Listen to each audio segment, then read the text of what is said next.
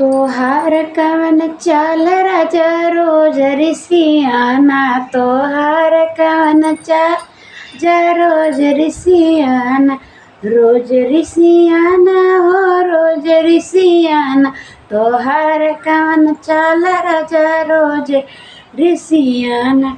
सास ऋषि हमार का करी है, सास ऋषि हमार का करिए, बहुत करी है हमर लालना खेलई, बहुत करी है हमर लालना खेलई।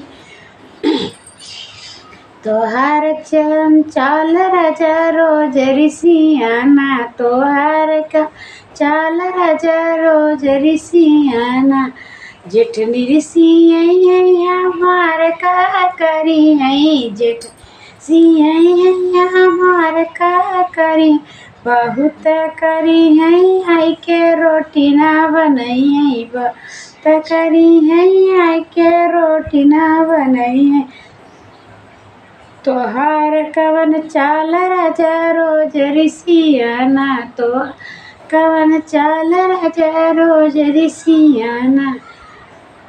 देवर ऋषि हमार का करी है, देवर ऋषि हमार का करी, बहुत करी है हमें भाभी ना बोलइए, बहुत करी है बसिया ना बजइए।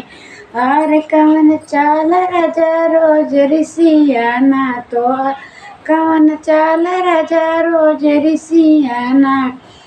ननद ऋषि हमार का करी है, ननद ऋषि हमार का करी है, बहुत करी है लालन का जलाना लगई, बहुत करी है हमरे ला के काजल ना लगई है। तोहार कवन चाल राजा रोज ऋषियाना, तोहार कवन चाल राजा रोज ऋषियाना।